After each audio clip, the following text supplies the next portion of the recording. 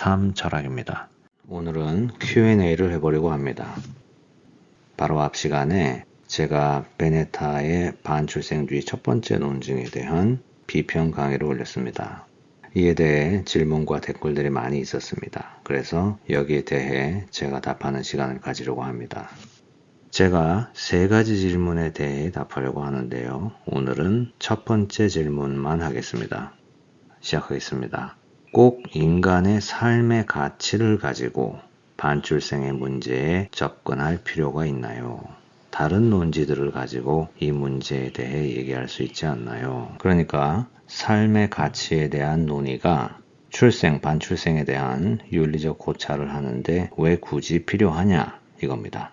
서너 분께서 어떤 분은 댓글을 남기시고 어떤 분은 이메일로 이 질문을 보내주셨습니다. 네, 다른 논지들에 대한 비평도 다 할 겁니다. 베네타의 4가지 논증이 있죠. 이제 겨우 첫 번째 논증에 대한 비평을 했습니다. 첫 번째 논증이 인간의 삶에 대한 가치에 대한 논증이었습니다. 그런데 이 인간의 삶의 가치에 대한 논의가 반출생, 출생 문제를 논할 때 가장 핵심이 되는 문제입니다. 사실 이 외에 출생, 반출생에 대한 논증들은 이 삶의 가치에 대한 논증에 따라 나오는 겁니다. 그래서 베네타도 첫 번째 논증이 삶의 가치에 대한 논증인 겁니다. 베네타를 포함해 거의 모든 철학자들이 출생, 반출생에 대해 논할 때 삶의 가치에 대한 주제로 논증을 시작합니다. 어떤 철학자들은 삶의 가치에 대한 논증을 건너뛰고 다른 논증을 그냥 피는 사람들도 있습니다. 그런데 이 경우는 그 사람의 글을 읽는 독자들, 즉 동료 철학자들이 이미 그 철학자의 삶의 가치에 대한 포지션을 다 아는 경우이기 때문에 그런 겁니다. 그래서 굳이 언급할 필요가 없어서 안 하는 겁니다. 그럼 이 삶의 가치에 대한 문제가 출생, 반출생을 논할 때 왜 이리 중요하냐? 왜 가장 중요한 전제가 되는가? 여기에 대해서 설명을 해보겠습니다. 제가 예를 들어 설명을 하겠습니다. 어떤 사람이 집 앞에 있는 개울에 산책을 나갔다가 투명한 돌을 발견했어요. 전날 밤에 비가 많이 와서 흙이 쓸려 나가는 바람에 땅속에 묻혀있던 돌이 밖으로 나온 것 같아요. 이 돌이 다이아몬드면 횡재를 한 거죠. 그런데 아직 모르잖아요. 전문가에게 감정을 해보기 전에는. 그래서 지금 이 사람은 이 돌이 뭔지를 몰라요. 그런데 이 상황에서 이 사람이 이 돌을 꼭 간직해야 하는지, 자손에게 물려줘야 하는지, 최소 얼마를 받고 팔아야 하는지, 아니면 그냥 던져버려야 하는지, 이런 걸 논할 수가 있나요? 없죠. 이 돌의 가치를 알기 전에는 이런 생각들이 아무 의미가 없죠. 물론 이 돌을 줍자마자 그냥 개울에 던져버리는 사람도 있겠죠. 암 말기 2개월, 시한부 판정을 받았고 가족, 친구 아무도 없는 사람. 이런 사람은 이 돌이 다이아몬드인지 아닌지가 전혀 중요하지가 않겠죠. 내가 곧 죽는데 그리고 사랑하는 사람도 없는데 다이아몬드가 아니라 이 세상 부귀영화를 다 준다고 해도 그게 나와 무슨 상관입니까? 그런데 이 사람의 경우도 이 돌에 대한 가치 판단을 이미 한 겁니다. 어떤 가치 판단이냐? 이 돌이 지금 나에게는 가치가 없다. 이렇게 판단을 한 겁니다. 이 돌 자체에 대한 가치는 아니지만 이 돌이 나에게 주는 이득, 즉 결과를 기준으로 가치 판단을 한 겁니다. 이 돌이 다이아몬드든지 아니든지 지금 나에게는 아무런 좋은 결과를 주지 못한다. 이렇게 판단을 한 겁니다. 출생, 반출생에 대한 논의도 이와 같습니다. 출생은 새로운 인간의 생명과 인생을 이 세상에 불러들이는 거잖아요.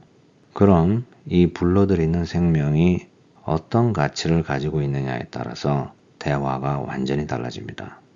물론 인간의 생명과 삶은 돌, 다이아몬드 이런 사물과는 다릅니다.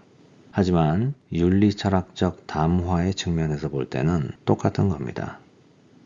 윤리적 주제에 대해 논하기 위해서는 그 주제에 대한 가치 판단이 선행되어야 대화 자체가 시작이 됩니다. 그럼 인간의 삶, 인생에 대해 어떤 가치 판단을 할 수 있는지 여기에 대해 말해보겠습니다. 여러 가지 이론들이 있을 수 있지만요. 가장 큰 의미에서는 인간의 삶에 대한 가치 판단은 두 가지로 나뉩니다. 그 대상 자체에 대한 가치, 그리고 그 대상 자체에 대해서는 가치를 말할 수 없지만 그것이 나에게 줄 수 있는 결과로 그 대상의 가치를 말하는 겁니다. 인간의 삶은 그 자체로 이미 귀중한 가치를 가지고 있다. 이렇게 주장하는 철학자들이 있습니다. 물론 인간의 삶이 그 자체로 귀하다는 것에 대해 동의를 한다고 해서 반드시 출생을 장려하는 쪽으로 가지는 않습니다. 하지만 반출생이 윤리적으로 옳다 하는 반출생주의로는 갈 수가 없습니다. 당연하죠. 인간의 삶과 생명이 그 자체로 귀한데 어떻게 출생은 윤리적 악이다 여기에 동의를 합니까? 논리적으로 말이 될 수 없죠. 반면에 인간의 삶은 그 자체로는 가치가 있다 없다 이렇게 말할 수 없으며 그러니까 가치 중립적인 거죠. 그래서 인간의 삶에 대해서 말하려면 삶이 우리에게 줄 수 있는 그 결과물, 내용으로 이 삶이 가치가 있는 삶이었나 없는 삶이었나를 판단해야 한다고 주장하는 철학자들이 있습니다. 여기에 가장 대표적인 견해가 인간의 삶에 대해서 공리주의적인 생각을 가지고 있는 사람들입니다. 이 사람들은 삶의 그 내용이 기쁨을 주는 인생이었으면 가치가 있는 거고 고통받는 인생이었으면 가치가 없는 거다. 이렇게 생각합니다. 그러니까 삶의 질을 고통 또는 기쁨의 이분법으로 생각을 하는 겁니다. 하지만 이런 견해를 가지고 있는 모든 철학자들이 전부 반출생주의자가 되는 건 아닙니다. 철학에서는 인생이 고통인지 아닌지 그 인생의 평가는 각 개인의 주관적 평가다 라고 생각하는 견해가 지배적입니다. 그러기에 본인의 인생이 고통이 많은 인생이었던 것 같다. 그래서 스스로 가치 없다고 평가할 수 있겠죠. 남이 네 인생은 고통이야. 그러니까 네 인생은 가치가 없는 삶이야. 이렇게 얘기하든지 아니면 내 인생과 네 인생을 포함해 모든 인간의 인생은 고통이야. 이렇게 말할 수 없다고 합니다. 그래서 이런 이유로 반출생주의자가 되지가 않습니다. 반출생주의가 되려면 최소한 두 가지의 전제를 받아들여야 됩니다. 첫째는 인간의 생명과 삶은 그 내용으로 판단을 해야 되는데 그 판단을 기쁨과 고통을 기준으로 판단을 해야 된다. 이거고요. 둘째는 모든 인간의 삶은 객관적으로 극심한 고통이다. 이겁니다. 이 두 가지를 믿으면 반출생주의가 됩니다. 왜냐하면 인간의 생명과 삶은 그 내용으로 판단을 해야 되는데 그 내용이 기쁨이 더 많았냐 고통이 더 많았냐 이건데 모든 인간의 인생은 객관적으로 고통이 더 많은 삶이다 이거잖아요. 그러면 이미 태어나서 인생을 살고 있는 우리들은 자살을 하냐 마냐 이건 좀 생각해 봐야 될 문제지만 왜냐하면 이렇게 의식을 가지고 살아있는 사람이 자살하는 게 쉽지가 않잖아요. 그러니까 이거는 좀 생각해 봐야 된다는 겁니다. 하지만 굳이 다른 인간들을 출생을 통해서 세상의 고통으로 불러들이는 건 이건 아니지 않냐. 그래서 최소한으로 이것만 말하자. 반출생이 윤리적인 행위이다. 이겁니다. 그래서 제 포인트는 삶의 가치에 대한 논의가 이만큼 중요하다는 겁니다. 인간의 생명과 인생이 그 자체로 귀중하다. 이런 가치 판단을 내리면 반출생주의에 동의하는 일이 있을 수가 없겠죠. 하지만 인간의 삶이 그 내용으로 판단을 해야 된다. 이 인간의 삶이 주는, 나에게 주는 결과로서 삶의 가치를 판단해야 된다. 이렇게 생각하면 반출생주의에 동의할 수 있는 길이 있다. 이겁니다. 그럼 아셨죠? 왜 이 출생 반출생을 논할 때 삶의 생명과 가치에 대한 논의가 중요한지? 여러분들도 인간의 생명과 삶이 그 자체로 귀중하다. 이런 가치 판단을 하시고 계시는 분들은 반출생주의는 말도 안 되는 이상한 말로 들리겠죠. 하지만 삶의 가치는 그 내용으로 판단을 해야 된다. 이렇게 생각하시는 분이 있다면 반출생주의가 솔깃하게 들리겠죠. 하지만 반출생주의자가 되려면 이 견해에서 좀 더 자세히 세부적인 전제에 대한 동의가 있어야겠죠. 첫 번째는 인간의 생명과 인생은 고통, 기쁨, 이걸 기준으로 그 내용을 평가해야 되고, 두 번째로 이 삶에 대한 평가는 주관적인 평가를 넘어서 객관적으로 고통이다 라는 것이 진실이다. 이 둘 다 동의를 해야 반출생주의자가 되겠죠. 그런데 나는 둘 다 맞는 것 같다. 인간의 인생은, 인간의 삶은 그 자체로도 가치가 있고 또 이 인생이 주는 결과물도 중요한 가치가 있다. 두 견해가 다 일리가 있다. 나는 둘 다 맞다고 생각한다. 꼭 이런 말을 하시는 분이 계십니다. 네, 물론 이 두 명제 다 일리가 있습니다. 그런데 이 두 명제는 논리적으로 동시에 둘 다 맞을 수가 없습니다. 하나가 맞으면 다른 하나는 틀려야 되는 상호 배타적인 mutually exclusive한 명제입니다. 인간의 삶이 그 자체로 가치가 있다는 것을 진실이다 이렇게 받아들이시면 누가 고통스러운 삶을 살았다고 해도 가치가 없는 삶이다 이렇게 말하면 안 되죠. 어떤 사람이 나이가 들어서 자기 친구에게 야, 내가 죽기 전에 솔직히 해줄 말이 있는데 난 너보다 돈도 더 많이 벌었고 학벌도 좋았고 인맥도 많았고 놀러 가는 것도 자주 놀러 갔다. 그래서 나는 너보다 더 가치 있는 인생을 산 것 같아.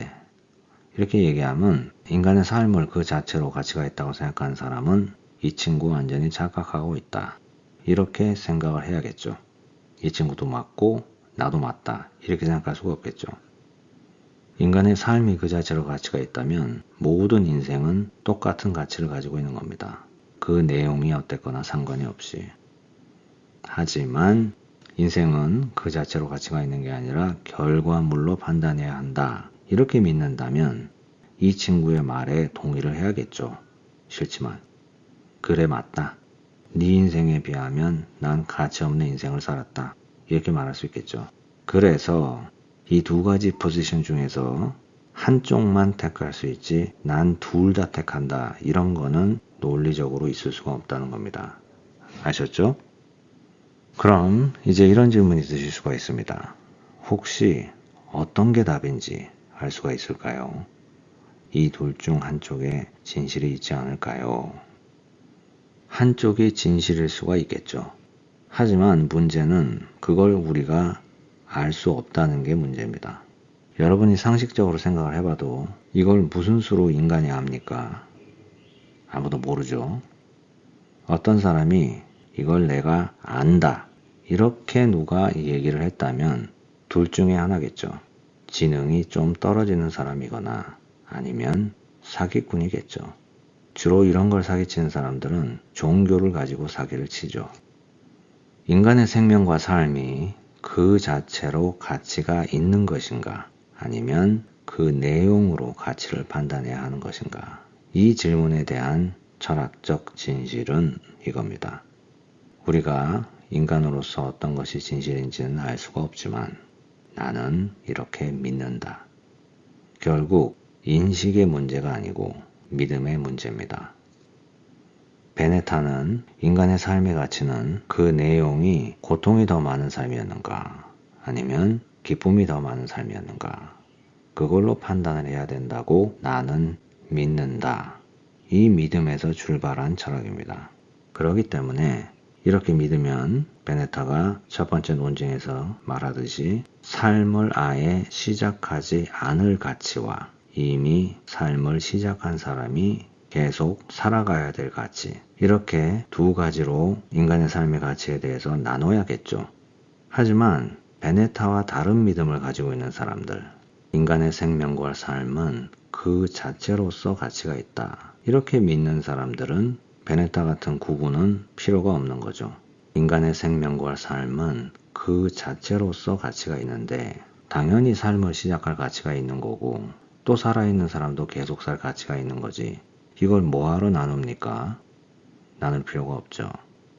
그래서 결국 근본적으로 인간의 생명과 삶에 대해서 다른 믿음을 가지고 있기 때문에 따라 나오는 논증도 다를 수밖에 없는 겁니다. 그런데 제가 앞 시간에 베네타가 실수했다고 했잖아요. 첫 번째 논증은 실패했다 이렇게 제가 얘기를 했잖아요. 그 이유는 삶을 내용으로 가치 판단을 해야 된다는 전제를 믿는 사람한테만 해당이 되는 거거든요. 그래서 베네타가 이를 믿는 사람한테는 이게 해당이 된다. 이렇게 말하면 아무 문제가 없는데 모든 사람한테 해당이 된다고 말했잖아요. 특히 기독교 사상을 받아들인 서구 사회의 일반인들을 비평을 하면서 이렇게 얘기한 거잖아요. 서구 사회에 살고 있는 일반인들은 베네타 같이 삶을 그 내용으로 가치 판단을 해야 된다. 이런 믿음을 가지고 있지가 않습니다. 그러니까 당연히 베네타와 동의를 안 하는 건데 왜 베네타가 이 사람들이 틀렸다 그럽니까? 그냥 믿음이 다른 건데. 베네타의 비평가인 디그레시아랑 매츠가 바로 이 점을 지적하는 겁니다. 네, 다 했는데요. 다음 시간도 계속해서 Q&A를 해보겠습니다. 감사합니다.